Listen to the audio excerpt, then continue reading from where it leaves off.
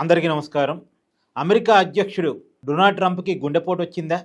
ఆయన ఎమర్జెన్సీ కండిషన్‌లో ఉన్నారా? ప్రస్తుతం హాస్పిటల్‌లో అడ్మిట్ అయ్యి ఉన్నారా? అసలు ట్రంప్ హెల్త్ కండిషన్ ఏంటి?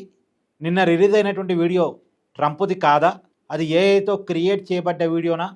అందులోనూ ఇరాన్‌కి ఇచ్చినటువంటి డెడ్‌లైన్ గడుస్తున్న వేళ ఇప్పుడు గుండెపోటుతో ట్రంప్ అడ్మిట్ కావటం అంటే దీని అర్థం ఏంటి?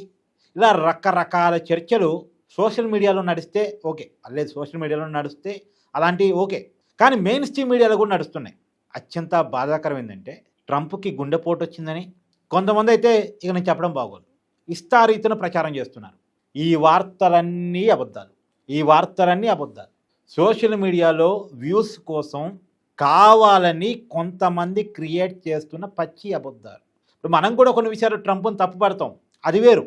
ట్రంప్ తీసుకున్న నిర్ణయాన్ని తప్పుపడతాం, ట్రంప్ విధానాలను తప్పుపడతాం, ఇప్పుడు జరుగుతున్న యుద్ధాన్ని తప్పంటాం. అది ఒక డెమోక్రటిక్ ప్రాసెస్.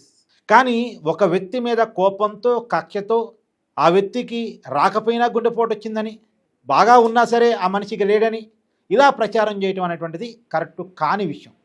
బాధాకరం ఏంటంటే మొన్న శుక్రవారం నుంచి మొదలుపెట్టి ఈ రోజు వరకు ట్రంప్ మీద ఎన్ని రకాల వార్తలు క్రియేట్ చేయాలో అన్ని రకాల వార్తలు క్రియేట్ చేస్తున్నారు.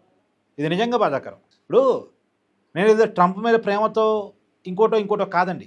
ఇప్పుడు ట్రంప్ నిన్న ఒక భాష మాట్లాడాడు, ఎఫ్ భాష. ఇక నేను ఆ పదాలు ఉచ్చరించడం బాగలేదు కాబట్టి ఎఫ్ భాష అంటున్నాను. వాటిని నేను ఖండిస్తూ పొద్దున ఒక ఛానల్లో వీడియో పెట్టాను, అది వేరు. కానీ ఒక దేశ అధ్యక్షుడిని గౌరవించడం అనేటువంటిది మనకు కూడా బాధ్యత. మనిషిని గౌరవించడం, దేశ అధ్యక్షుడు అనేది కూడా పక్కన పెట్టండి, మనిషిని గౌరవించడం. కానీ ఆ మనిషి బాగున్నా సరే ఆ మనిషి గుండెపోటు వచ్చిందని, ఆ మనిషికి లేడని ఏందండి ప్రచారం ఏంది? అందులో ప్రచారం చేసేది ఒక దేశ అధ్యక్షుడు అన్న కామన్ సెన్స్ అన్న మీడియాకు ఉండాలి కదా. ఇది జర్నలిజం ఎథిక్స్కి విరుద్ధం. ఎథిక్స్ లేవు, ఏం లేవు, వ్యూస్ కోసం ఇస్తారీతను ప్రచారం చేయడం.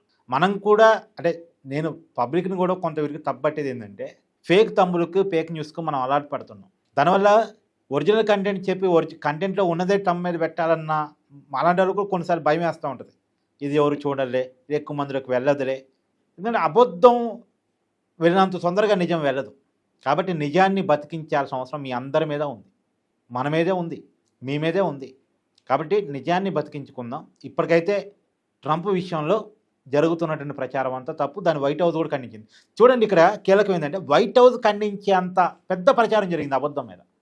వైట్ హౌస్ ఖండించిన విషయం ఎంతమంది చేరిందో లేదో నాకు తెలియదు, కానీ ట్రంప్కి గుండెపోటు వచ్చిందని ఇంకోటి వచ్చిందని ప్రచారం మాత్రం పెద్ద ఎత్తున సర్క్యూట్ అయింది. కారణం ఏంటంటే ఆయన ఏదో రెగ్యులర్ చెకప్స్ కోసం హాస్పిటల్కి వెళ్తాడు కదా, ఏదురు కదా, వెళ్ళటం తప్పే ఉంది. వెళ్ళాడట. లేదు, ఈస్టర్ రోజు చర్చికి వెళ్ళలేదట, ఇదేదో జరిగిందట. దానివల్ల ఆ రోజు చర్చికి స్కిప్ అయ్యాడు కాబట్టి హాస్పిటల్కి రెగ్యులర్ చెకప్స్ కోసం వెళ్ళాడు కాబట్టి ఇక గుండెపోటు అని వీళ్ళు పుట్టించేశారు. హాస్పిటల్ అడ్మిట్ అయ్యాడు, అది ఇదని పుట్టించేశారు. ఎంత దారుణం అండి ఇది. మీ అభిప్రాయాన్ని కూడా కామెంట్ చేయండి. Thank you.